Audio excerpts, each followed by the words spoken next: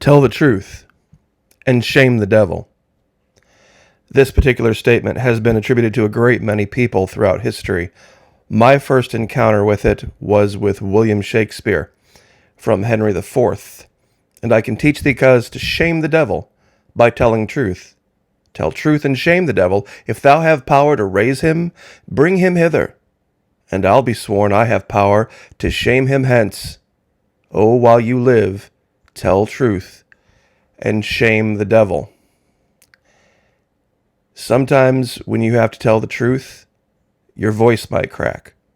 Tell it anyway. Yesterday, I was suspended permanently from Twitter, no great loss, for telling the truth. And this particular truth brings me no joy in reporting. The governor of the state of Florida has made the biggest mistake I have ever seen him make. Perhaps any politician make in the position that he's in. And like I said, this brings me no joy to report. Many have thought that I give this man a pass, that I'm just absolutely enthralled with everything that he does. Many things he has done have been very correct and very true. However, he has made a decision that I truly believe might cost him the governorship. He has agreed to do something that I don't think he has thought through. This coming Thursday in Orlando, there's a live event with a demon named Dave Rubin. And the governor has agreed to appear live with this man. And I'm sure a lot of you are scratching your heads, saying, well, wait, Florida Maquis, haven't you heard Dave Rubin speak? He says all of the right conservative things. Yes, exactly. That's the difference. He says all of the right conservative things, but it's not in him. He is putting on airs. He's a fake. He's a fraud. He's a phony. He has made this big deal of him moving to Florida because he got so sick of literally the government that he helped install. He and his gay agenda allies helped install over the last 30 to 40 years. When it didn't work out for him, all of a sudden now he wants to wash his hands of it and come running to Florida, pretending to be some ally of the governor. It's disappointing that the governor, his advance team, and his advisors have fallen for this. There's a great article from the American Conservative that has called this out. No allies who buy babies. Because there is a fundamental question I would like the governor to answer on this. This whole gay surrogacy thing. You see, up until, 25, maybe 30 years ago, maybe not even that long, it was classified as a mental illness. And this would not have been allowed, this whole surrogacy thing.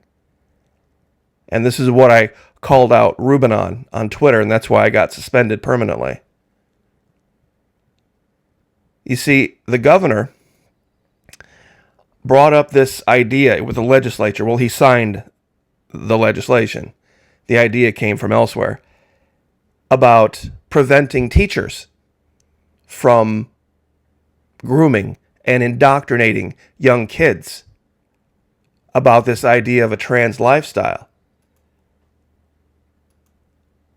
And everybody was, oh, yay, that's fair. That's, parents should be the ones to decide. Parents should be the one to decide.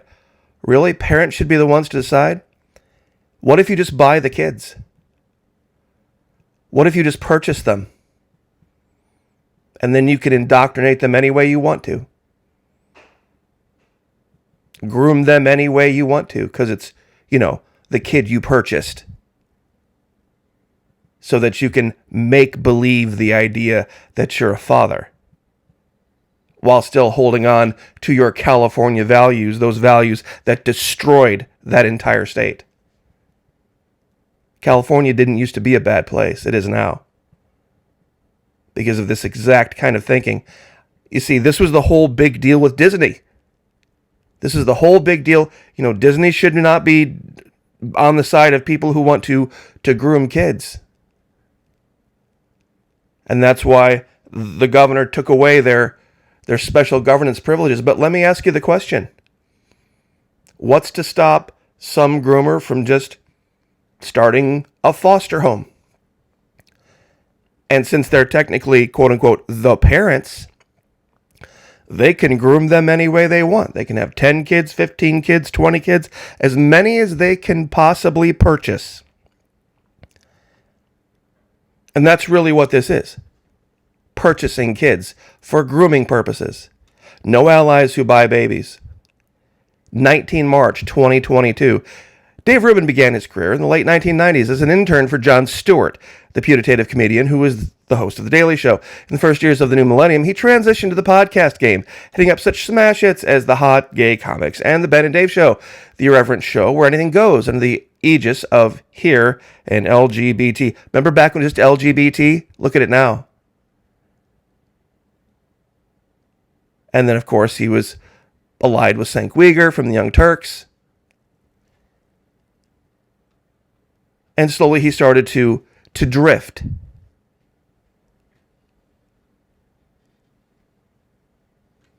You see, this guy who writes this article nails it. No one is running around saying he's not a conservative, except this guy. If we cannot draw a line in the sand between ourselves and those who would sanction the industrial slaughter of unborn innocents, then American conservatism is not just pointless, but actively destructive. I don't care how big the tent is. If it has baby killers in it, I'm leaving. And in this particular case, we can't afford to be purists.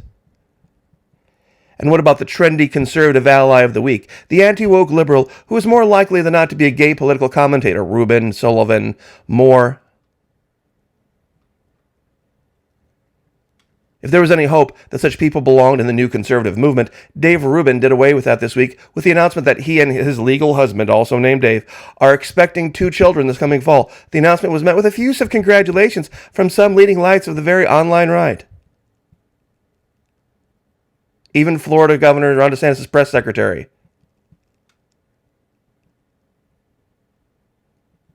They basically purchased the kids. They purchased the eggs. They purchased the womb. This is a decision that is going to haunt the governor. If he allies himself, if he sees himself in the same light as these people, just because of a Republican Party agreement, sorry, I'll say it right now. I pray God somehow intervenes between now and this Thursday, either with the heart of the governor and he pulls out, or something happens to stop it. But if it does go forth on Thursday, and he does go appear alongside Rubin, this channel will not cover him anymore. We will not support him. We will do absolutely nothing to help facilitate a second term for a man who would do this. I am actually shocked and stunned that his wife has not counseled him against this. Because she's a pretty sharp cat. And she knows what these people can do.